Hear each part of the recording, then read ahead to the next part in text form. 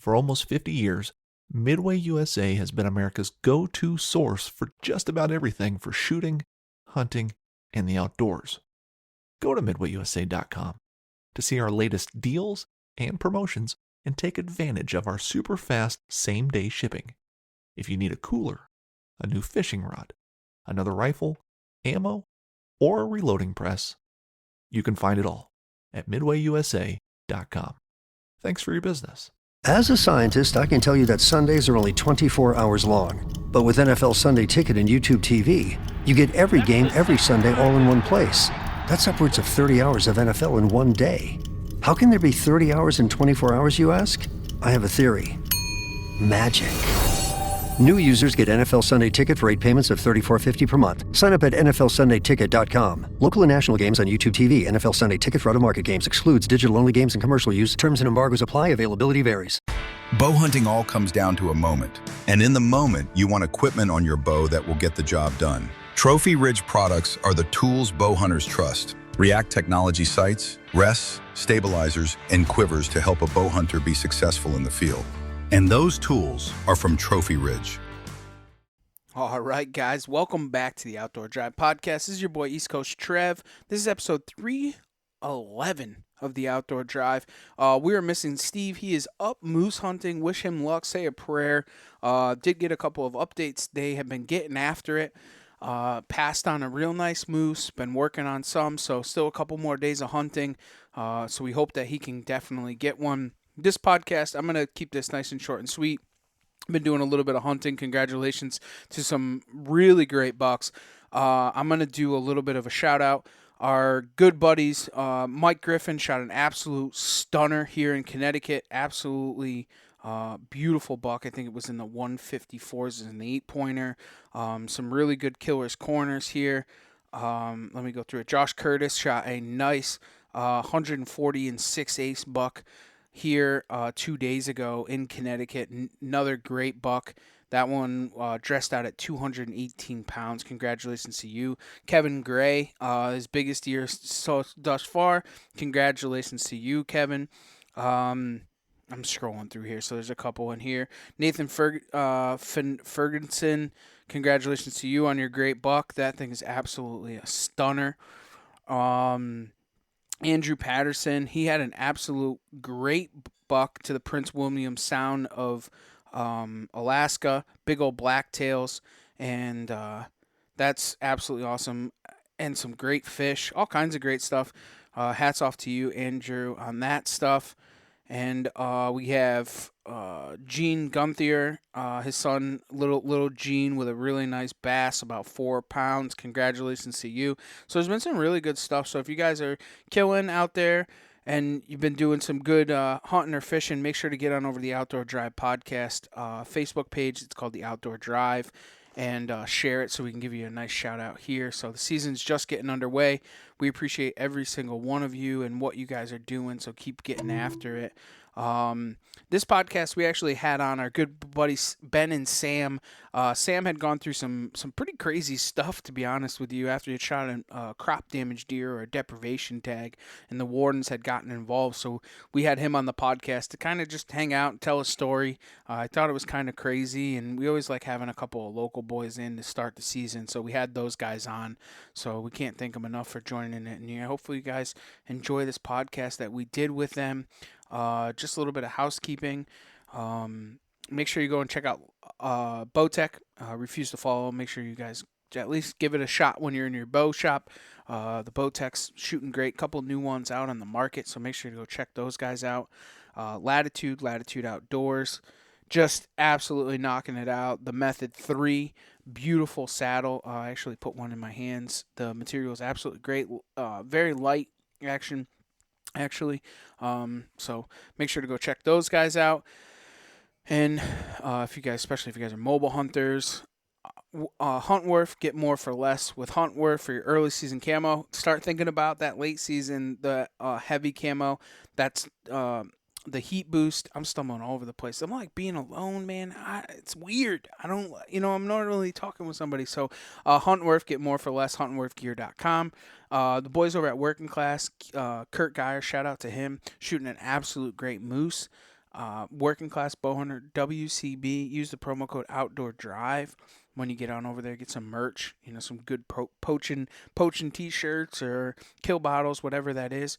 Fourth Arrow Camera Arms, fourtharrowcameraarms.com. If you guys want to get into self-filming or have, from the ground, whatever, or even just a POV mod, so you can kind of get a GoPro on yourself when you're out there filming. So if you guys want to do that, make sure to check out Fourth Arrow Camera Arms. I know I'm stumbling. I'm going to keep it short, sweet. We thank everybody for listening to the podcast. Make sure to get onto the Outdoor Drive on Facebook.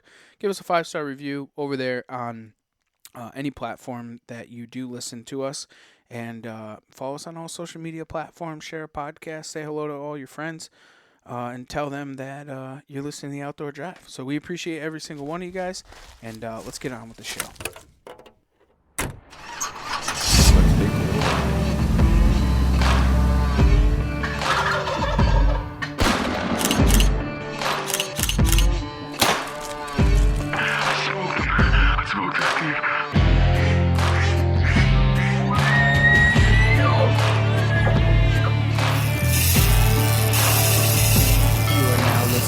The Outdoor Drive Podcast. Get a little sleepy. Being in the sun, early season, just chilling up there, I guess. People ask if the saddle's comfy. I guess it is if you're taking naps in it, right? Hey, way better than a tree stand. Yeah. You don't fall forward that way. I feel like I've taken way better naps in the tree stand than I have in a saddle. I get the falling effect. Yeah. Like you're back in 7th grade math class again. Yeah.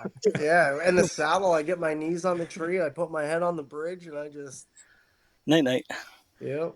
Yeah, you do definitely think that you're going to fall out of the tree, so it's a little nerve-wracking because you start to lean forward and you go, oh, fuck, now I'm going over. I'm out. Well, boys, why don't we kick this thing right into four-wheel drive? Why don't you guys tell everybody who you are, where you're from, and a little bit about what you guys do? Well, I'm Sam. I grew up in Killenly, and I just moved out to Willington a couple years ago. Do tree work, and got 2 little boys, and just pretty much like to hunt. Don't do much else. Yeah, I got a little bit of a different background. I grew up in Connecticut, whitetail hunting, the crop damage, goose hunting. I think goose was probably my dad's favorite back in the day. We had Magnum shells, and I'd sleep under those things, and they'd try to land geese on me to wake me up when I was like 4 or 5 years old, And then I spent some time out west, elk hunting, mule deer hunting, all that, and we're back here chasing the elusive whitetail. I see a pattern here. A lot of your hunting stories entail napping. Yeah, what's up with you and napping, Ben? Sometimes. Do you like to sleep? Do you sleep a lot? Do you oversleep before hunting? I like once a year, maybe at best. I'm really good at getting up, and I usually don't sleep. But the other day it was hot, and it was like 2:30 in the afternoon, and I was like, you know what? It's time for a head down, kind of. Well, at least you had a partner with you, so you guys can like take shifts. Like, all right, I'm gonna take a nap. you take watch, and you wake me up, and you can take a nap. Yeah, well, he walked in to trim a tree at like 10 o'clock in the morning for the afternoon, and that buck come walking out of the corn 25 yards from him, so he put an arrow through it. So he's like, you get to shoot first. I was like, well, if you're going to watch, then I'll take a nap. So hold on, take it back. So that was opening day that he shot a deer? Yeah. Yeah, I just killed him. Really? Huh. That little funky looking one that was in the chat. Huh. That's awesome. Yeah, it had a little limp in its back too, and come to find out when cutting it up, it had a 9mm in its ass. Somebody shot it with a 9mm, and then had a 22 in its shoulder. Oh my! I have a picture. I can send it to you. What is it? Was it like an urban deer? How did this? No, it's on the farm. It's on the farm. Because it was a 9mm. It's got to be urban. Is that what you're saying?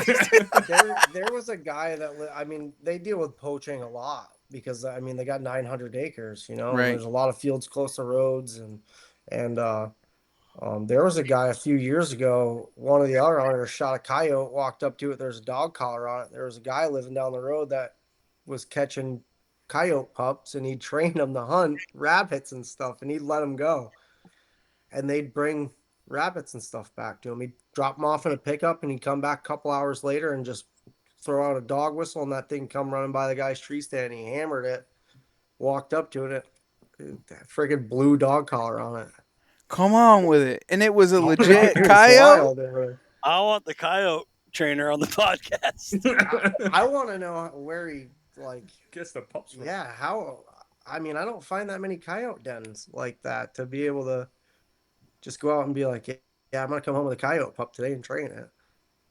I've only ran into one in my life, turkey on. Yeah. I ran into one working and it just literally laid there and would not move. Walking by it and it just did not give a shit. It poked its head a little bit, and that's the only reason why I noticed it. It was like 5 feet from me. Hold on. So this dude had nothing better but time, found the coyote pups, and literally trained them to hunt for him. I'm guessing he must have trained dogs at some point. You know what I mean? But yeah, it was one of the hunters shot a coyote while he was crop damage hunting, and it had a blue collar on it. So what was the chain of events? Not a collie. No, it was a coyote, and the farmer kept seeing this truck like stopping and sitting out by the road because she still had her ice cream stand then. She couldn't figure it out, and then when that guy shot that coyote, it all made sense after that. Did anybody approach that homeless person to have a conversation with him about it? He wasn't homeless. He wasn't homeless. He lived down the road in a house, and I mean, they just every time you start walking towards a truck, he'd just take off. Wow. I think after a while, she just assumed they were parking there and doing drugs or something. But that's wild. That's the only logical explanation. That truck was sitting in the road, and that dog was running right down the road towards the road towards the truck. So. Hop back in the back of the truck. I mean, you do like a modern day Beastmaster. I'm gonna say, like you definitely do see people sometimes, like, you know, on Instagram or whatever, they got a pet coyote or whatever, but like that's wild. Like it was definitely a coyote though, huh? Like oh yeah. I mean, I'm not questioning it, but I'm just blown away. I mean, this is great news. I mean, we probably see 100 coyotes a year at that place. So I kill so many of them there. You don't even you wouldn't even recognize the collar. You know what I mean? You just right. There's a coyote, dump it, and oh yeah, that was an awkward group chat to the hunters. That's it's one of those things because you get kind of nervous, and I guess it's one thing that's always constantly in my mind. Like, you're gonna shoot the wrong thing that looks like a coyote. It might be someone's dog. I mean, it happened up in northwest in Connecticut. Like, a guy ended up shooting someone's pet dog in the head, and this, that, and the other thing. I mean, that's a fear, right? That shit will happen. But then you actually shoot a coyote and it's got a collar on it. That's some stuff, dude. I mean, I'm kind of both sides of that because I mean, I love dogs, you know what I right. mean? But at the same time, I mean, if your dog looks like a coyote and you're not paying attention, keeping up with the laws of Connecticut of fencing in or leashing your animals, then that falls back on the owner of the dog at that point. Right, especially being in a big farm, right? I mean, if the thing is just it's like the olden days where guys would shoot people's dogs for running deer. I mean, what is the legalities there? Like, is that correct? Is that not correct? Are they allowed to chase deer? Are they not allowed? Like, who's right? Who's wrong at that point, right? I mean, my history teacher's dog got shot by my dad because he kept bringing it back. Told him keep it off his property. It's running deer, and my dad watched it tackle a fawn, and he shot the dog, and the fawn got up and ran away. But I mean, he just chased it down till both they ran by, tongues hanging out. He said, and next thing you know, is a Great Dane was on top of that fawn, and my dad's like, I brought that guy's dog back 4 times, told him to keep it on his own property, and it was on my property, so I took care of it for him. The game warden was like, well, there's leash laws. I mean, he gave you an opportunity, and your animal's attacking wildlife and on this man's property. That was a good bit ago, too. Class after that. How was history class after that, Ben? I failed 6th grade history, and it's not for lack of trying. Like, the guy, as soon as he heard my name, it was like over for me. Yeah. I did just skip that class. It was small towns. I thought my dad was going to beat him up at one of the parent teacher conferences because he couldn't explain why I was failing, and then he's just showing like all of my work, and my dad's like, "Yeah, it's all done. What do you mean? Like, there's nothing wrong with that. The kid can't draw. God forbid his United States looks like a oval and not the United States of America, you know?" Yeah, it was bad. My dad got asked to leave the school. That's some shit. Yeah, well, he ain't wrong. He ain't wrong. Yeah. Oh, that's hilarious. That's an awkward parent teacher conference, I would say. Yeah, it was not a great time. Would have been great to be the other parent in the hallway though, listening. Definitely did not like me still after that. So I wonder why. Dude, Yeah. you're such a likable guy.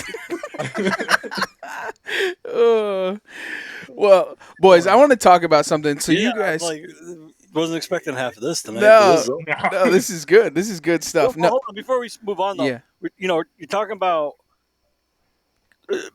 domestic dogs that could look like a coyote running through a farm, right? You got to be careful. But like, we're talking about an actual coyote. right. yeah. Oh yeah. It's like, lack of a better term, like the guy doesn't have a dog in the fight, right? Like if that dog gets, like he can't be like, oh, you shot my pet coyote that I'm not supposed to have anyways. Like, Yeah. Yeah. well, that's wild, unreal. Yeah, I mean, being tree guys, the squirrels and the raccoons, I mean, the state, I mean, they find out that you're rehabbing stuff like that, they're at your house. It's not even worth it for us. You got to call actual animal rehabbers to come and take them. Right. It's I got a crazy. lady next to my house. She's pretty good about it. We're technically not even allowed to like take them out or anything. Like if like we cut down a tree and they're in the middle of the trunk, we're not even technically supposed to take them out of that. The raccoons. So, Yeah, anything. but if you're a registered rehabber, you can. Yep. Yeah. Yeah, Yeah. Could you be a rehabber and be a tree guy at the same time? You could be, I'm sure, yeah. I think it's a lot of that is You gotta have a the lot of free time. yeah, and I think a lot of it has to do also with the rabies vaccination. I think that it has to do with something because I know as a trapper you're not allowed to transport any animal that can potentially carry rabies or any of those fur bears that carry rabies. They have to be dispatched. You cannot transfer them from place to place. Yeah, I would have never thought about it. My sister had a raccoon that she got as a little one. You know, it was never mean, so we knew it didn't have rabies. We see rabid raccoons. I mean, when the babies are real little and they're still mean, they got rabies. Hmm. But my sister had one, and the state took it and they killed it to test its brain for rabies, even though she had had it for like a year. They're the Yeah, greatest it's pets in the wild. world. They're the greatest pets. Oh, cool. That thing was cool. My beagle was deathly afraid of that thing. Dude, and that's a whole other story. That's a hunting dog that don't hunt. He'll jump out of a car window doing 40 after a raccoon, but you put one in the house with him and he's tail tucked and heading for the hills, dude. Uh, they are. Oh shit, they're coming. They're super cool pets. Like there's a gentleman that I know that he literally every single year will look out for fostered baby raccoons, and he raises them up for about a year, and then he just lets them go. And I always stop by the barn to kind of hang out and play with them when they're little ones because they're like little kittens. Like they're super cool. They're fun. They're loud. They're vocal. They're like snarling Yeah. and playing, and they're just super cool Yep. pets. It's like a squirrel. Squirrel is a super cool pet too, man. Like you wish that you could have one. So like, But they're hype. They everyone I've ever bottle fed when I find them when they're pink, I've gotten bit by every damn one of them. I just put them in a box and call somebody. I don't even try it anymore. The sugar gliders, I guess, probably maybe have a better chance. I don't know. But the gray squirrels, man, they always, after like 6, 8 weeks, they get mean and start biting you. Yeah, my buddy had one, and the thing was this hyper, dude. It would just run around in circles, bouncing off the walls, like it never settled down. No. But I knew a guy when I was a kid. He worked for like SNET or something, and he had a flying squirrel in like a pretty big enclosure. And like I was a little kid, and that was cool. Like see that little bad boy in there. Yeah, Them things give me Oh my the God. death frights about twice a year, and they jump out of the end of a log and hit you in the chest, and all you see Sit is there, you see beady eyes. eyes looking at you. And then next thing you know, they're flying away, and you're like, "Oh, I had no reason to be scared of that thing." We see them when I was a cable guy, and like the communication tubes, they have the black tubes from AT&T. They'll be Yeah, inside of there. They make nests inside. The same thing. You get up there and you're like, what the? And here they come flying out, dude. You're like, what in yeah, the world? That's the craziest thing I ever seen. Is that the same as a sugar glider? yeah. The flying squirrel, sugar Yeah, glider. I mean, maybe not the same family, but the same thing, but same kind of yeah, family. same kind of Yeah. family. Yeah, but do we have both here, or we just have sugar glider? I think sugar gliders are more like the tamed ones. I don't really know the real difference between them. They look the same I to was gonna say me, they look damn near identical. They have the except for the white sugar stripes and gliders everything. you'll see in different colors. I mean the flying squirrels that I've always seen are always almost like a gray squirrel, just with big beady ass Mm. eyes and the wings. Yeah. Yeah, I've this is dude. We're like 16 minutes in. We're talking about pet coyotes and sugar gliders. dude, I Hell yeah! I remember being a kid, there was this dude that was friends with my old man, and he drove from Montana back to Connecticut with an AK-47 underneath the seat, and he had 3 lynx, like bobcat kittens that he brought back with him from Montana, and he was trying to convince my dad to raise them for him. And then the wardens found out about it, and they took him back from him. But the mother that he had actually bred. He had one of them, a female, and a male, and it bred with his house cats. So then he had like bobcat lynx mixed house cats. That was a nightmare. The dude was fucking wild. He was out of control. All good stories start in Montana, I'll Yeah. tell you. I love that place. That is my favorite state in the whole country by far. How long did you live there for, Ben? 2 years. I lived in Idaho for 4, when I was a teenager, and then when I went back out west, I was in Montana for two years. Why do you like it so much? Like, what is the benefits? The people are Really? nice. There's no rat race. They if they have enough money to pay for their bills, they're genuinely happy people. Here, if you don't have $1 million in the bank, you're trying to sue somebody else is your problem. And I mean, look at the amount of public land out there. I mean, you can walk for days and not ever see another human being.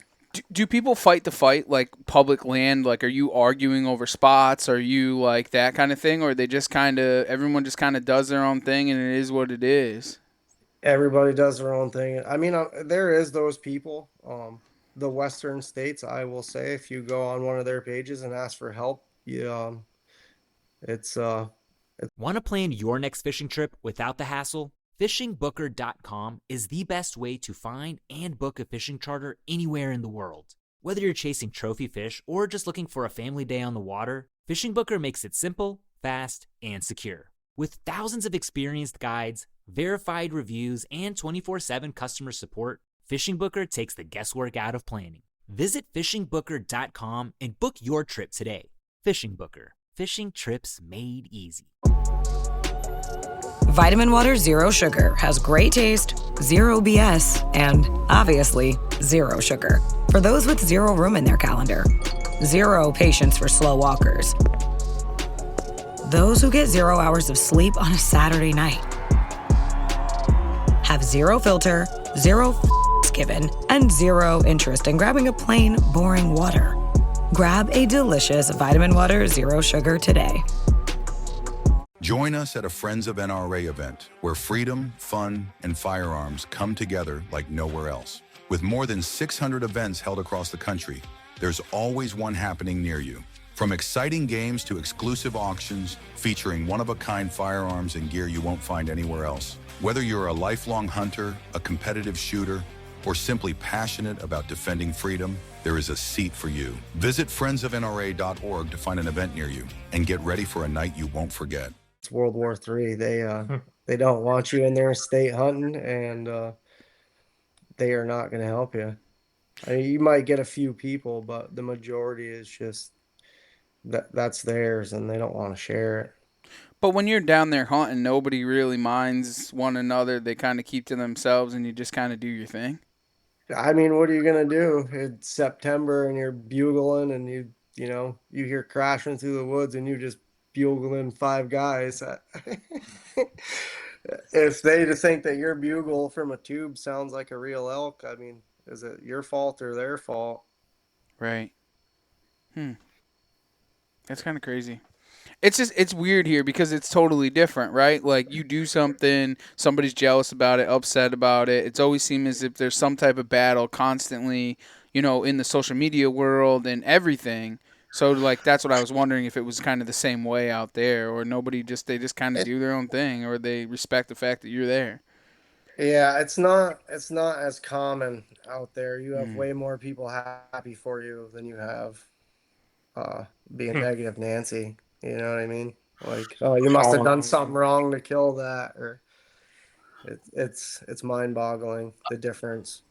I would imagine too, because there's so much public land, right? Like hunter per square mile, like you have more room to spread out. Where like Yeah, here, if you go pull into a public land spot, parking spot, and there's 5 trucks in the parking lot, there's like 5 guys on like 600 acres. Where out there you could have 10 trucks at the trailhead, but there's like hundreds of thousands of acres. yeah, So yep, you've got more room to kind of work with than kind of like everybody sitting 100 yards apart from each other. yeah. Well, and I mean, it's well known that there is more cattle in Montana than there is people. Hmm. That's a good thing. Yeah, it's wonderful. There's less than one person per square mile, or right around one person per square mile out there at the most. You just, like I said, you can spend a whole week in the mountains and never see another person. Well, if the shit hits the fan, at least you know you got more food to eat than you have to deal with people. Yeah, I got a cave picked out too. Oh, you do? Oh yeah, it'd not be fun to get into, but once you're in there, you could make sure nobody else is coming for your cave. You could take the best nap in that cave. I would. where He's gonna sit at the entrance, and I'm gonna take a nap. where did you find this cave, and how did this cave come to fruition? Is what I want Uh, to know. I just, what were we doing? I think we were actually shed hunting, and we packed in for the weekend. Set camp about 6.5 ish miles in the trailhead, and just shed hunting from there. We were trying to border the wilderness area because that actually has a season, and you get caught in there. I mean, they don't play light. A kid I went to high school with in Idaho got caught with a van full of sheds from Yellowstone, and he did like 10 years in prison. True. Over Yeah, some it was. antlers? Well, they have Yeah, like you said, they have a season, right? Like you have to wait till like opening day before you can pick a shed up off the ground, right? not Yellowstone. Some I was like, areas, wilderness areas do, but Yellowstone, you can't touch none of that. That's all Yeah. federal land. I Yeah. mean, he did federal time for taking antlers from Yellowstone. They were probably beautiful antlers. I, I you, you can only imagine how many animals are in there. You can only imagine you're finding good ones. especially a van full of them. Yeah, Yeah. yeah. Jeez, that's absolutely incredible. They do like sting operations out there too, where they'll like you see like on like Northwoods Law where they put like the decoy deer out and get some guy to drive by and shoot it. Out there they put out like decoy sheds and wait for somebody to come pick it up and then they bust them. No, they They don't. GPS them. Yeah. Yeah, Oh in the yeah. wilderness areas, they'll put GPS. Yeah. Yep, they'll drill it into the burrow and then cover it up. You'd never know. Yeah. Where'd you find this, son? Oh, I found over there. Bullshit. It was the same way with the elk or with the wolves when I lived in Idaho as a teenager. They had collars on their neck. You couldn't shoot them, and if the wolf had a collar and it died, it took a satellite image that was like 10 square miles. If there was a license plate inside that image, they were at your door. Mm. Over a wolf. Yeah, I mean, wolves were extinct. Oh, We true. took Yeah. out the timber wolf, and then Right. our great government was like, "Hey, let's take this real aggressive Canadian gray wolf and fill our country with it." Yeah. See, that's the problem Yeah, when humans start to mess with the ecosystem like that. Like that, nothing good comes from that at all. We see it on even the small spectrum that we deal with every single day here. They tried doing it with fisher cats, and they did it with bobcats. Now we're overabundance amount of bobcats. Everyone thinks that they saw a fucking mountain lion, Now we and don't have no flying squirrels. yeah, now we got no flying squirrels. See, yep. We just start to mess with things, and that's what ends up happening. Now, what's the problem with? I mean, obviously, there's probably a problem with the wolves out there, right? I mean, they're just They overabundant and they're everywhere. they just kill. That's I mean they don't kill things to eat. They kill things to keep their skills sharp. I mean you'll find I like that. molt and you get to the winter, it's deep snow. The elk have rutted. Um, they aren't in the best shape, just like whitetails get all. I mean, you see a nice buck pre-rut over 200 pounds. Come the end of rut, he's 40 pounds, 50 pounds off that. You know what I mean? So the elk are the same way. And you'll find 4, 5, 6 dead bull elk in the middle of a logging road because they just could not get away from the wolves. And they Jesus. won't be eaten. They just are dead with a bunch of wolf tracks, and wolves are nowhere to be found. So I think that's a T-shirt. That's T-shirt worthy. We just kill to keep it sharp. Oh, my wife got me this hat for this. Oh, he's got it. He's got it. Sure. He got it. That's it. That's the one, bro. That's awesome. Break it down for us, Sam. I wanna start right from the top. I guess that's a good transition right to what this is all about. So we had Sam and Ben come and join us because there was a deer that an absolute stun of a deer that Sam had killed on a crop damage permit, legally 100%. But take us through the story. Did you know that deer at all? What kind of happened? Take it right back, right from the start. So I have 3 cameras on that property. I've never once even remotely seen that deer. I have a 6-pointer on that camera. Well, on that property I've been trying to hunt, but I'm gonna try to shoot him with my bow. And I've never once seen that deer ever. And I'm just sitting in the edge of a cornfield, like right in the edge where the corn stalks are just tall enough. And he just came right on out. It was way earlier than he ever should have been. Hold on, bub. Go downstairs. Sorry, my 5-year-old. Yeah, that's what it's all about. So you guys have crop damage on that piece. Have you had crop damage there for a long time, or is this a new piece, or what is the This crop? is. Oh, sorry. Go ahead. No, what is the crop? So it's this is my first year doing it. It's for corn, and like if you look at it, it's insane. They destroy the first 3 rows of corn.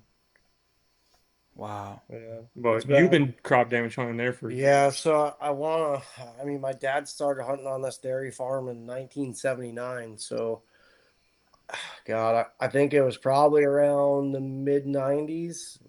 He started getting crop damage permits there. They started looking at the deprivation tags. I mean, they were expanding fields and their farm and through federal grants and all that, and they got into the program. It was a lot different back then. They sent you tags, Mhm. Right. physical tags, and Yeah. Oh yeah. Once you filled them out, then they would send you another one. Yeah, I remember those days. as soon as you checked it in and it registered, they'd send you more tags. That was a little bit different now. Obviously we don't get the tags, but now they made it more based on focusing on uh, curing the problem for the crops. So if you shoot 2 bucks, those either sex tags don't get refilled until you shoot 2 does. So That's crazy. That's good though. So I've got Yeah. questions here. So is that across the board, state of Connecticut, how it works, or is it based on the farm and the crop and like the problem? So they base their standards on the issue. You have to lose so much of a percent of your crop every year to get them, or be able to prove No, that you did. no, I Um, understand that, but it's the whole like sex of the deer and the 2 bucks and all that stuff. Is that that everywhere? yeah, that's Yeah. just state right across the board. Yeah. So I haven't had crop. Last time I had crop damage tags was back when you got the 8 tags and you'd mail Same. them in or whatever, right? Same. So I grew up crop damage hunting a Christmas tree farm. Those didn't really matter. Bucks were the ones that you'd get a buck in the rut. He'd come through and he'd shred 25 Christmas trees in one night. Mm-hmm. So Yeah. like we focused on shooting bucks. Like the does, we didn't really shoot a lot of does with crop damage. It was get the bucks out of there, right? So like it's wild that the state could come in like across the board and tell you what sex to shoot more of or not because it all depends on the crop, basically, really, you Yeah. know? Yeah, I mean, yes and no, but I mean the does are the ones that are going to produce more bucks. Right. Well, that was the I same. understand. I mean, back then we didn't shoot the does that we did. Everybody back then, the old timers saved the does. You know, I'm trying to shoot you'll get all more babies. bucks. I've watched my dad shoot 8 or 10 bucks with crop damage tags. It just Yeah, I mean, and we were giving deer away here. that Fishing was game this. club here, fishing game club there. That was the same when I was cropping. My story is like Steve's. It was on a tree farm, and it was late winter when they had a heavy winter. It was when they would come in and destroy. You know, it would be that rut time, I guess, right, or thereafter. But they would destroy all the little short trees too, and like it was anything goes. If Yeah, you you talking about eating them or rubbing them? so the little tiny trees, they would destroy the little tiny trees, the new sprout ones, right? That would always, but it was always in a heavy winter would they be inside the tree farm destroying the trees. And there's a certain tree that we would grow on that tree farm was a con-colored fir, which actually, but you guys being arborists might know that, but it's more of like it's a pine tree, but it has a citrus flavor to it, and for some reason they fucking destroy these things. And it was across the board. Not only would they they would rub them like you're saying, Steve, and destroy them that way, but they would actually eat these stupid things. Yeah, the buds. I mean, are They have living. like little things on them, and they just destroy them, and they don't stop, and they just go right down to the stem. Something my dad told me when I was like 6 years old. Deer or goats. I mean, they literally eat everything. If it's edible, they're gonna chew on it. Very true. So you guys have this crop damage permit. You guys have been hunting there for a while, and Sam shoots this absolute stunner of a deer. So take us back. So this buck comes out. What is your thoughts in it? Was there any other deer in the field? Kind of what happened? Play us by play. What happened that night? So I got there kind of late, not like really late, just later than I wanted to be. I still was there like a good 2 hour, 3 hours left illegal. Because with crop damage too, you're allowed to shoot a half hour after sunset. Oh, like it's supposed to be. Still, yeah. It's the only season that you're still allowed to do that. It's crazy. He was the only deer that popped out. Didn't see a single doe, nothing. He just popped right on out, walking, sit there, I'm looking, I'm like, trying to compose myself, and I had the safety on the first time I pulled the trigger. I'm like, shit. Love that. Oh, yeah. And then shot him and walked up and just stunned, ended up FaceTiming him. I'm like, you around? What are you doing? And Freaking phone. I was sitting there like this. Video. Shaking. I called him back when I was on my way. I'm like, "You all right? You calm down now?" He's like, "Yeah." I said, "All right, now talk to me." He's like, "It took me 10 minutes to just hit dial on the phone." I was like, "Yeah." And then he flipped. He was FaceTiming me. Then he flipped the phone around. And I was like, "God damn, you just shot a stud, man." And I've had cameras on that farm for a while. I've never even remotely seen that deer. We get big deer. We had probably 160-inch 10-point a couple years ago, and oh, the one that get hit by the truck. The milk. Yeah. The guy that drives the milk truck is my fiance's sister's dad. So he had made a comment to Brianna because he knew I hunted the farm about seeing a monster dead, and come to find out it was a big. I mean, we get big bucks once in a while on the farm. I don't breed them. You know what I mean? If it walks in front of me with a bow, it's equal opportunity. Even with a gun, most years I just don't get the time I used to get. So the freezer is more important to me than all of those right now. But yeah, I think I messaged you, Steve, about it. after all that stuff on Facebook happened, I'm like, I'm fine. I'm cooking steaks right now. Yeah. So you just fast forwarded, but take us through it. So you killed this buck, and I know you posted it on the Outdoor Drive and posted it, because you were excited, as you should be, and kind of tell us what happened. So I saw that I was working, didn't even notice what was happening, and then I saw one of your guys' messages. I'm like, what are you talking about? So I started reading some of the comments, and I'm like, holy crap! And then I ended up getting a call later on. I have a friend that's a game warden, and I talked to him too about it. It turned out I had 25 complaints put in on me from 10 different states. I was on the phone with them for like 2.5 hours. I sent them timestamp photos, everything, because the majority of it was saying that I shot it at night, even Yeah. though there's like I don't know. I had to send them like call logs and everything. At All first, over something so simple like this. at first when the messages first started coming in on the Outdoor Drive, they were just like more like anti-hunter shit, right? And like I had just kind of dealt with it with my bear because people hate bears, and like, dude, I'm part of the Outdoor Drive, so like it is what it is, right? Like me and you aren't the same, so I reached out to Sam and I was like, hey, like, are you okay with all this shit? Like, I could do something to like stop this, and you were like, nah, just whatever, just it is what it is. Like, I'm thick-skinned, worst comes to worst, like I'll let you know. And it like just didn't, it didn't stop. It just It kept. got to the point of getting the phone call from game wardens. I'm like, yeah, I'm done with this. Yeah, it definitely It's crazy to snowballed me real that people would fast. try to ruin somebody's life over something like that. So what was that phone call like? Like, can you tell us what when they called you? What was what was the tone like? What was the questions like? It was honestly pretty simple. I wouldn't say simple. It was really nice. The person was super nice on the phone. Talked to them for a good while. I was at work. I was supposed to be in an excavator, and in turns, I was having to let somebody else run it and go walk down a levee while I'm trying to talk to these guys and still hear them and have a chipper running, an excavator running. So it just was a complete shit show of a time, to be honest. But they were fine. They asked for a few things with, like I said, the timestamps and everything. I emailed all them over to them.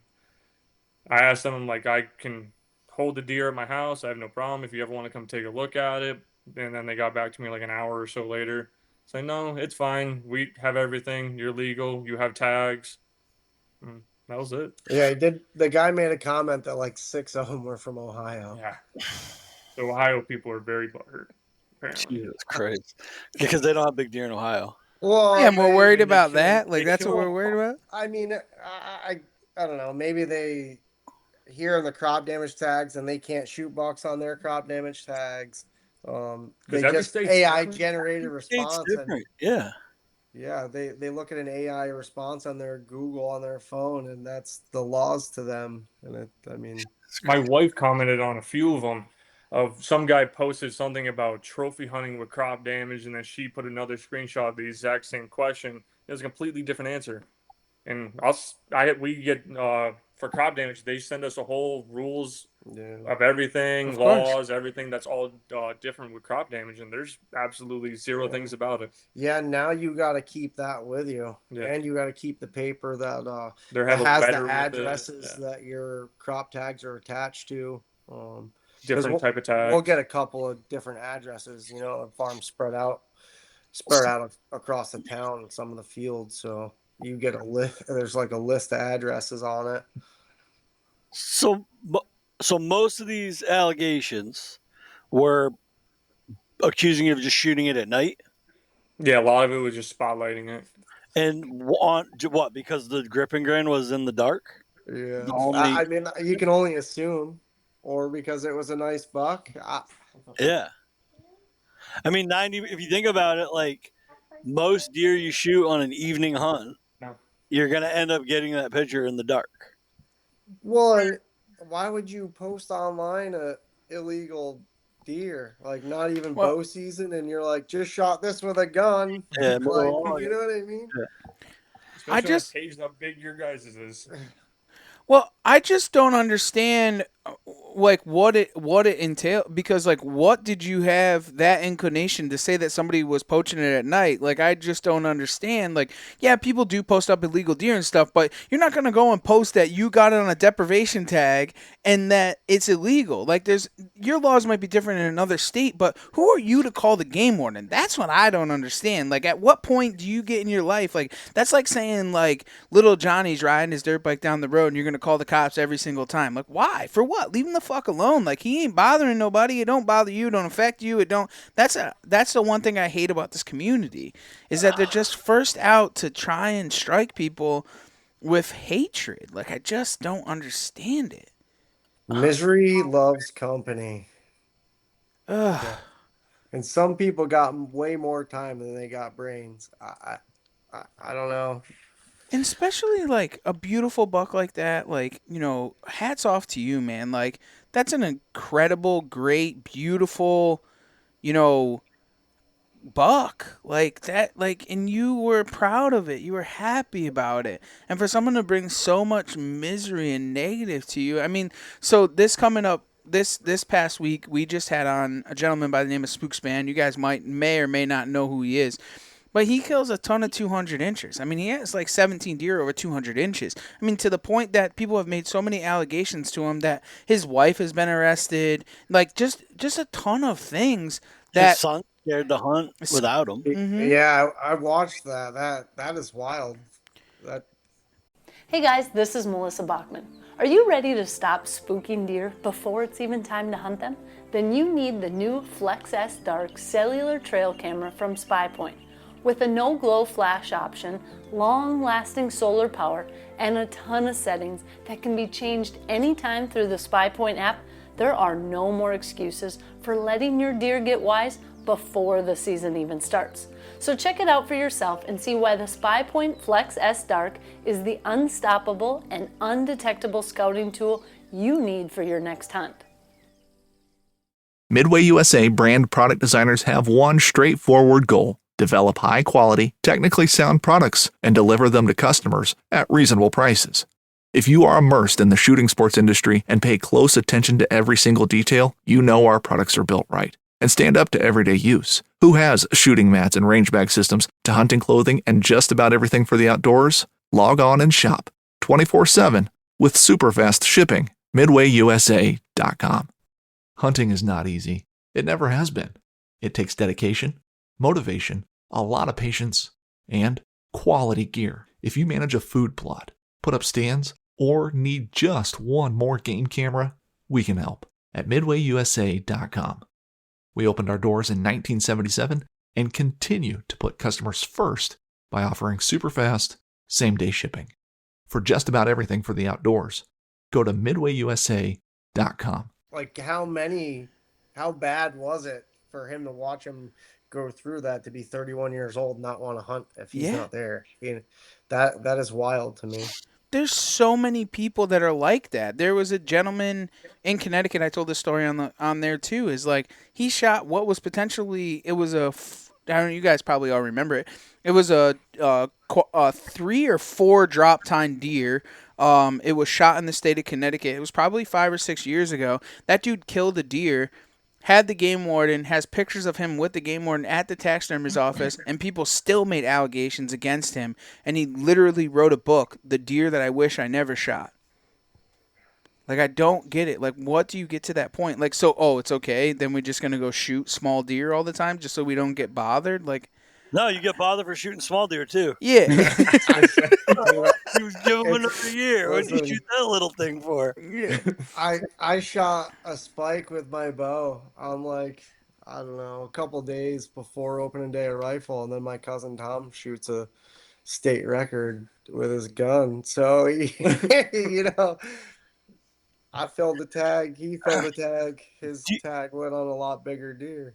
Do you think that your situation happened to catch more eyes and strike more chords because it was August? So, like, nobody was hunting. Everybody's chomping at the bit. Everybody wishes they were in the woods. They're getting the trail cameras of the target bucks. And then here's Sam, like, booyah! Yeah. Like, people are bitter. Like, oh, it must be nice and all that stuff. So, like, do you think Like you people don't get a. forward because it wasn't in season, so they had nothing better to do than to bust your balls.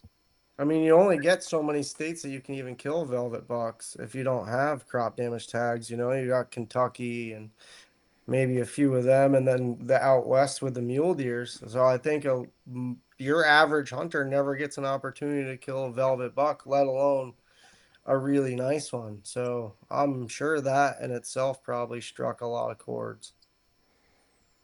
I mean, that's the thing I think about. I just want crop damage for so I can shoot a velvet deer. I mean, that's I, literally what I want crop damage for. it's a it's a double-edged sword because I mean I grew up watching my dad shoot crop damage bucks, and I've shot 5 or 6, and I mean because they were velvet and you never really took care of them right, and they go bad or an animal drags them off and chews the antlers up because they're still soft, and or your dog chews them up and they're gone. You know what I mean? So I never even thought about that until I was older, and then I started realizing that people just don't get to do it. So I'm like letting these heads get drug off by animals, not caring about it. You know what I mean? Because I literally just use them for meat. Right. Well, and hey, there's nothing wrong with that. Like, you're not out there trophy hunting. You're there for a purpose. If it's brown, it's down. You got to keep those skills sharp. Yeah. I killed a smaller 8, 2 weeks beforehand? Not even. Not even? Yeah, Like, 10 days, I think. Before you shot the big one. yeah. Yeah. Same field. He's got to shoot a couple of does now. Oh, because now you're locked down. Yeah, he's up 3-1, 3-0 on me this year. It's Oh, dude, I miss the old days of keeping score like that. That is the my best. best year was 17. I shot 16 with crop damage, and then I shot one buck with my rifle. I shot one deer, and it was a buck. And I waited. I hunted probably the most I ever hunted in a season, and I waited till almost the last day before I shot a buck. Now, does it still work? When I had it years ago, they'd cut the crop damage off November 1st or October 31st till January 1st. I would basically hunt like a peasant in regular deer season with real tags, and then Yeah. January 1st, my crop damage tags would kick in from January 1st to October 31st. Yeah, that has to do with the farmer too, because they got to fill out all that paperwork. So we never get it that early. You know, I think April. Yeah. I think we typically get it, and by that point, I mean, going out and shooting does when you don't got time to take care of them and it's getting hot. You know, Pregnant and all that other. Well, actually, I guess April they wouldn't be, but yeah, yeah. yeah. They still got babies and. Do they close November, December? Yeah. So it's January 1st, to October 31st. Yeah. Yeah, because it opens back up. Landowner, they shut you down, right? Yep. Yeah. Yep. And so when you're shooting that many deer, are you donating some of them or giving them to friends and family? Like, you're filling freezers at that point. Yeah, I put 7 in freezers for myself that year, and the rest of them went to friends, family. 2 of them went to fishing game clubs for game dinners, just whole deer. I processed them, put them in a box, dropped them off. The soup kitchen in Killenly. Yeah, Dude, you're basically like the Robin Hood of the Northeast. Yeah. Yeah, I mean, I don't kill a ton of deer with my bow. You're like robbing from the rich and giving to the poor. I'm too many with a rifle beforehand. I'm like the kid that shot his first deer. Like I get that every time. I'd never, for some reason, I watch all my friends outgrow that, and it doesn't matter if it's a doe or a forkhorn. My heart starts beating, and I get warm, and it's go time. There's backstrap walking in front of me. It's as good as on the grill at that point. I do love that feeling. That is the greatest feeling in the world. Sometimes I definitely second guess myself, and I definitely find myself like one comes in and I'm like, oh, I really want to kill that thing. Like, I really want to kill that thing. And then I'm like, no, you can't. Let it be. No, I got to kill it. And then all my boys are texting me in the background, you won't shoot that thing. I'm like, yeah, right. Here we go. I'm that friend. I've never said that because I know you'll shoot it. I mean, honestly, the mule deer in Montana, if I could keep myself away from, because there's not a ton of whitetail in Montana. So, I mean, I would drive 2.5, 3 hours to go and hunt whitetail in Montana. If I could keep myself away from that long enough to hunt muleys instead, I was a little more picky. I mean, Mm. granted I shot a fork horn muley, but he's 28.5 inches wide, and I'd never seen a fork horn muley, a 2 point muley that big. You know what I mean? It just some deer just I passed up a nice 4x4 and didn't shoot him. I just for He the even mule got the deers, it's lingo. He gotta was out be. there shooting those deer. Now it's a 4x4, but before it was Uh, an 8 pointer. What do you mean, dude? Well, the muleys, oh, there. That's a you count each side, and with yeah, the muleys with the eye guards, or you add the eye guards too. So I it got it. depends on where you are out there. Some if they got an eye guard, they'll call them like a 5x5. But most of the places it's still a 4x4 with eye guards. It's Yeah, crazy. I'm from the land of Browtines. Yeah. It's Um, yeah, like they get. it, I mean, you don't get nothing impressive with muleys. Maybe an inch and a half, 2 inch brow tine on a big one. Those are They're eye just guards. it is. Yeah, it's crazy to hear that. same thing. It's crazy to hear that because we take for granted like East Coast boys like it's deer, right? Like that's what we got. And then like you romanticize and you fascinated by these like Western elk and mule deer and antelope and all, because we don't have them here, right? But like back to the Spook Span episode last week, he's hunted. I mean, he's killed polar bear. He's hunted Africa and all this stuff, and he's like, dude, there ain't nothing like a big whitetail. He's like, and I No. hunted them all. But when you talk about big whitetails, he's like, Mm. they're majestic.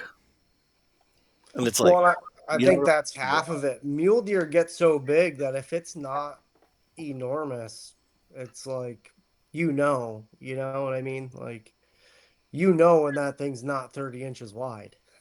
You just, with whitetails for me, I mean, you can take the best hunters from out west and bring them over here, and they can't kill a whitetail with a bow in the eastern woods. It's just completely different ball game. why do you think that is? especially more north. Just a different style of hunting. Those guys can't sit in a tree all day and just sit there. If they can't see it, it's not there to them. Hmm. I think that's really the biggest thing. I'm going to go on a limb and say that's kind of the same thing with those Midwest guys. And we've said this a million times. The Midwest guys, I mean, if you put them, even if you take them Midwest guys and you put them in Eastern Ohio, northeast from there, right? And you come up and you start to hunt those mountains and you get into them thermals and those big woods and that, and trying to find those food sources, those benches, those types of things. It's a struggle. It's a totally different operation. I feel as if I mean some of them have adapted, right? But I think that for the majority of them they're used to it this is a hedgerow, this is ag, this the food to bedding. They cannot uh, they Our transitions aren't that sharp. right. It's Yeah. totally different, right? Like if you hunt the Midwest, for example, every single drainage ditch has 25 tree stands in it. Like because that's what they like to hunt, right? Cuz they know that that's a funnel ground for them, right? And I think it's you just get very good in your craft and where you can hunt, and when you get versed in all of those things, I think it just makes you a better hunter.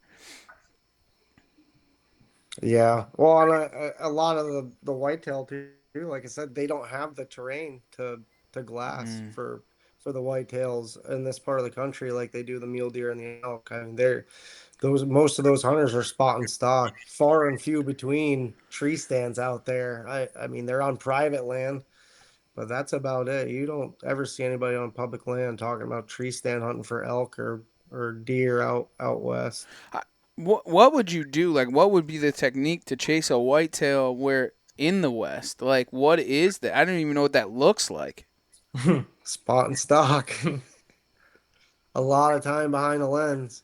Well, Really? I mean, out there, they typically stay in like the wheat fields and like the river bottoms where the mule deer will be 6, 7, 8, 9,000 feet. The Mm. whitetails are going to be as low as they can. In Like coulees and all that crazy stuff. yeah, yeah. That's wild. They also have a lot more state land they can hunt. Yeah. They can drive and drive and drive. We have piece here, piece here, piece here, and then there's 40 trucks at every entrance. Yeah. The amount of times I've had people walk underneath me. They get like the BLM lands Yeah. too. I mean, you sign in on those. It's all private land that's they're letting people hunt open to the public. That's wild. Didn't Kurt just kill his muley out of a saddle? Yeah, he did. I Yeah. was just thinking that. Yeah. Curious. I'd like to hear that story now that I think about it. Yeah, he did. I tell everybody if I go back out there, I'm bringing my saddle and sticks and a platform.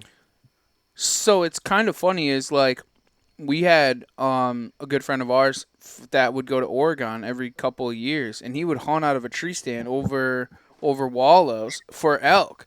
And dude, that dude shot 380 bulls like it was his job, and he would just sit there and wait, like he's not calling to try and get him to come in.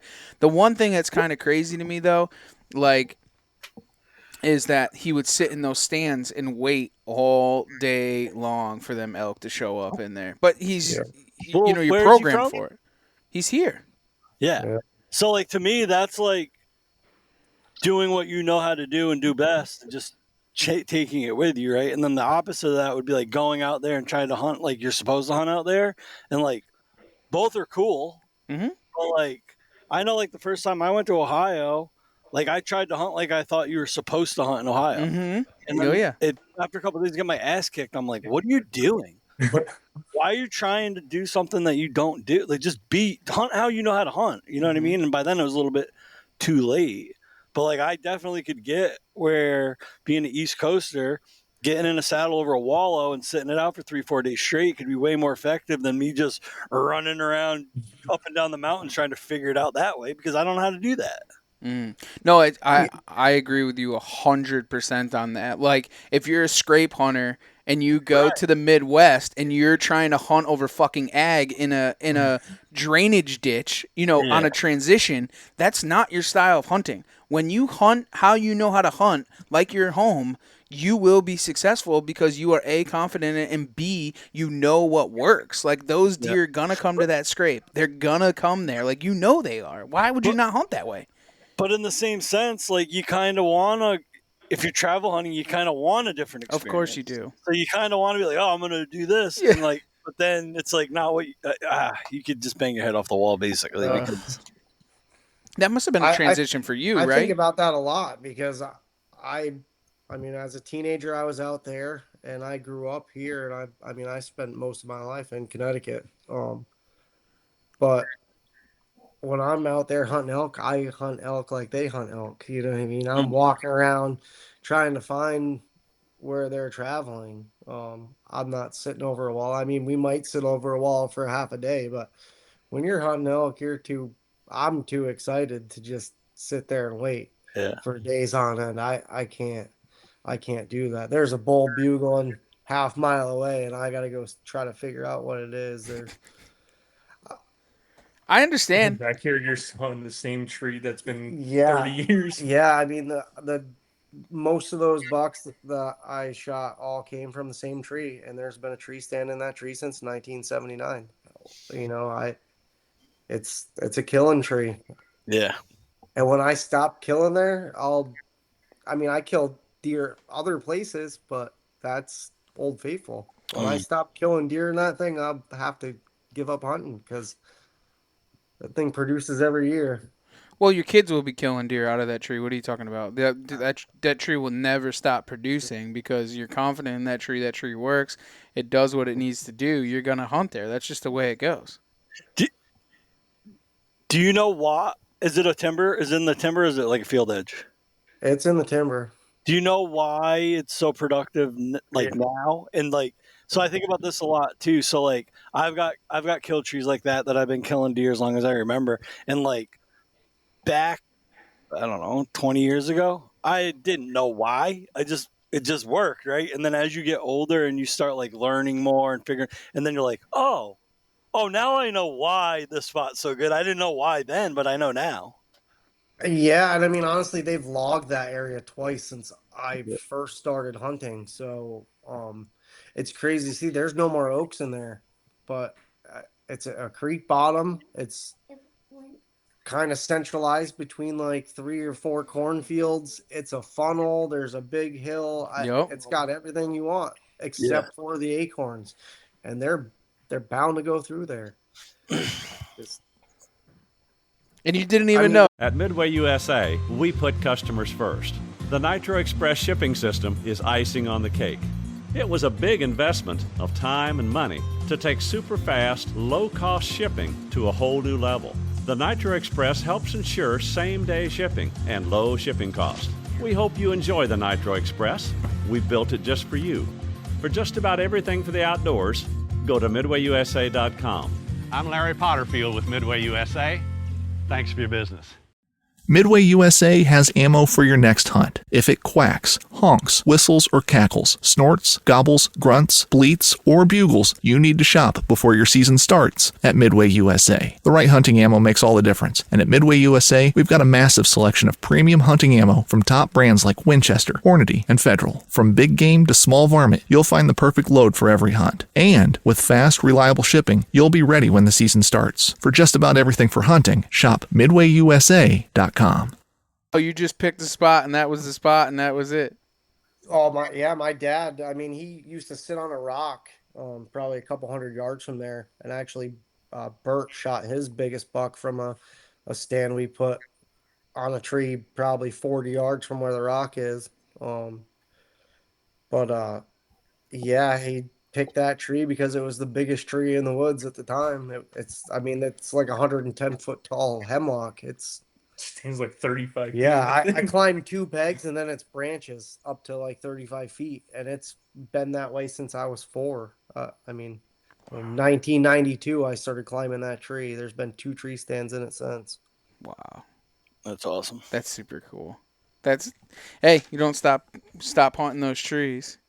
You're not bow hunting out of it. No? Pay that much for free. Oh no, you're literally 35, 40 feet. It's wild. And I mean, I hunt saddle hunt in front of it, probably 20 yards, 25, 30 yards in front of it on either side. And honestly, this year I haven't had any time. You know, I worked full time. I got my business. I walked in there opening morning, and it was less than graceful. I was running late, forgot stuff in the truck. You know, I climbed the tree. Sun came up finally, and I shot a spike at like 17 yards the year before, and you can't even see the trail that he was on. There's so much brush there. I just I sat there knowing I wasn't going to see anything unless they broke within 20 yards, and that was it. When was the last time it got logged? How long ago? God, probably almost 10 years. Yeah, that first, like, especially like the first, I'd say 6 or 7 anyways. Dude, it's tough because those woods change every single year after they log it. And it's like, I've hunted a couple pieces of private in my life that got logged. And it's like the first year, like, what the fuck, dude? This isn't even the same planet anymore. And then like 2 or 3 years in, you're like, oh, okay, I figured out what they're doing now. And then the following year, like, it's just changing all the time. Unlike like old mature hardwoods, it's pretty consistent, right? Yeah, well, I mean, even that, to be pretty honest with you, it really doesn't mess the deer up in there. I think Really? because of the location of it. I mean, with the creek and the fields and Yeah. it funnels out of bedding, because the bedding is all owned by an old lady. It's like 150 acres that backs that part of the farm that I hunt, and nobody is allowed to hunt it. She won't even let her family hunt it. And the last time I asked, the grandson or son or something was like, as soon as she dies, we're finally gonna get to hunt it. And I was like, oh, well, that sucks. She's still going. She's still going. I mean, the lady's almost 90, so we'll see. Well, nothing wrong with that. Well, boys, And go ahead. birches are the biggest downfall when people get logged out. They don't go through and cut out the birches, and they just overtake everything. Poplars too. Well, they don't do anything with them anymore. It's not like the other trees that they would do so much with. No, and we don't get a ton of really great poplars either. So they just leave them around here. Yeah. Well, boys, it was an absolute pleasure to have you guys on the podcast. Before we leave, I just want to ask you one last question, and that is, what drives you outdoors? Did you guys do your homework and think about those things? So the thought, I mean, I lost my dad when I was really young. I was 16. I spent all the time that I spent with my dad in the meat room, or goose hunting, or deer hunting, or crop damage hunting, or working on the farm for the permission to hunt. Um, those bonds that I get through people, I think is what really keeps me going. That, and I mean, I haven't found a day yet that even a towhead don't get me excited, and I gotta say, all right, you gotta let it walk by. I I shake. I shake like a kid with a candy bar, I just can't control it. I think it's so funny that you say that, Ben, because the reason I know you is because of that same exact thing. I remember you shot a deer. I don't remember exactly how the story goes. It's been a long time. That was Bert, on Yeah, Thanksgiving Day. yeah. Ben had shot a deer and needed some help tracking, or I don't remember the whole story, but I went there and tracked with him, and we've talked ever since. Like Yeah. that was a Yeah, long time after ago. two and a half hours and 3 drops of blood in a Yeah. mile. It was a long time ago. He I miss those days, like getting that phone call, like, oh, someone shot a deer. We need help dragging, or we need help tracking, or I mean, call all bets are on. Like those days. Ah, I miss Dude, those I days. love I it. mean, once we found his arrow, I knew exactly what happened. It Hmm. went into the shoulder. It never went through the shoulder. He was shooting them freaking toxic symbol broadheads, and it just didn't have the punch. Yeah. I mean, when we found the arrow, there was nothing wrong with it, but you Hmm. could tell he must have just reached back, grabbed it, pulled it out, and That's yeah. crazy. Sam, what drives you outdoors, my friend? Probably the biggest thing is my kids, honestly. They love everything to do about deer hunting, turkey hunting. I haven't brought them out for goose yet, though, because I have a 5 and a 2-year-old, and they get very upset when I don't take them go. Whenever I go and, like, if I'm hunting a tree stand, I don't want them in it just yet, and they get very upset. Mm. Just taking them for walks and everything, they love it, and them kids spot deer better than most adults. It's insane. Well, they got young eyes. They still work good. Yeah, they still work. That's the deal, right? Driving down the road, I'll notice them and then see if they see, and they're like right out there, deer. I'm like, that's That's probably my biggest thing That's now. that's a taught. That's a taught thing. Well trained. That and they see him out back all the time. Yeah. So why don't you guys tell everybody where they can find you, and definitely tell them where they can follow along for all of your night spotlighting adventures, please. Are you? We'll keep posting those on Yeah. the Facebook. Yeah. Honestly, I was wondering if I could book one of those hunts with you. Yeah, I'm trying to get in on that too. Velvet Hunt under Soon, spotlight. Don't worry. we have our Instagram and Facebook page, the Always Outdoors one, with a couple of buddies in Montana. But Oh I yeah. think just the last couple of years, we just get so busy with the family that we really haven't done. We haven't posted anything on there. We're gonna have to put his buck on there. Yeah. He took it. He took it offline. Well, now we can put it back on because now we have a fighting chance now. So don't worry about it.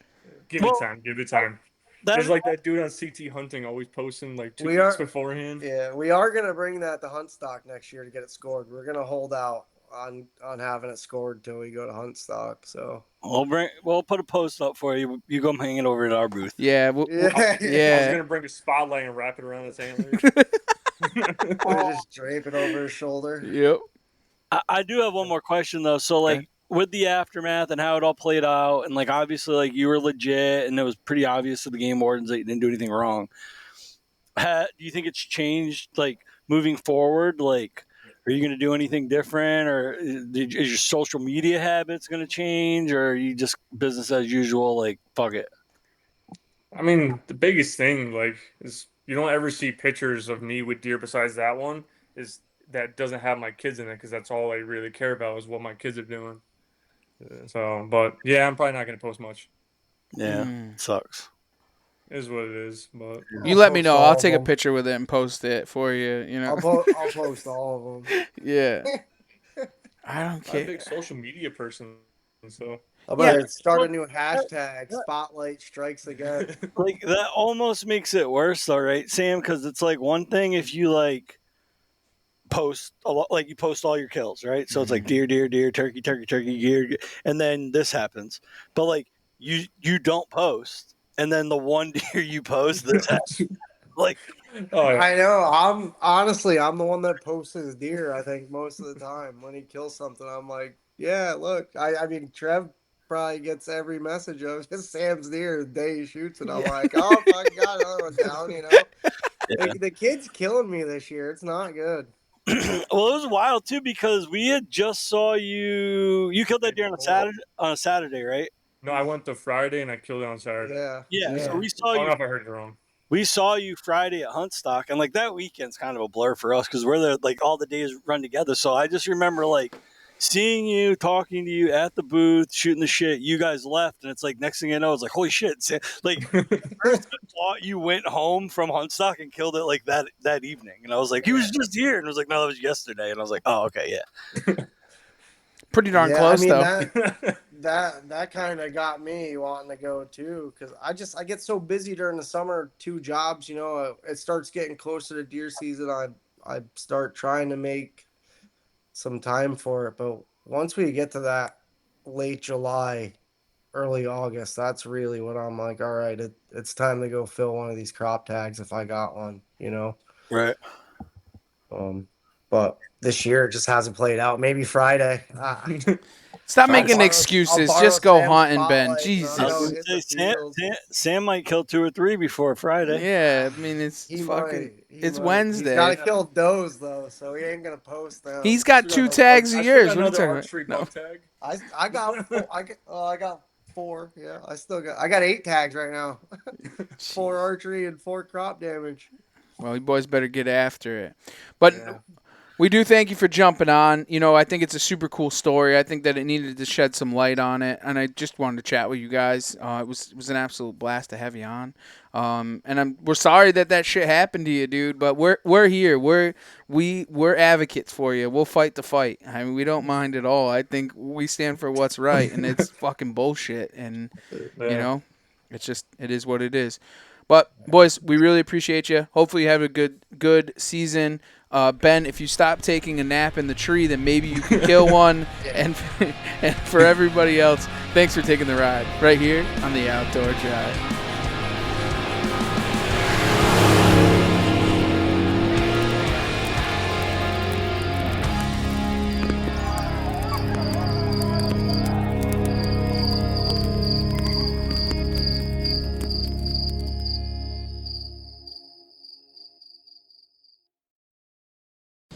ABC Wednesday, Shifting Gears is back. He has arisen. Tim Allen and Kat Dennings return in television's #1 new comedy. What? With a star-studded premiere including Jenna Elfman, Nancy Travis, and... Hey, buddy! A big home improvement reunion. Welcome. Oh, boy. That guy's a tool. Shifting Gears, season premiere Wednesday, 8/7 Central on ABC, and stream on Hulu.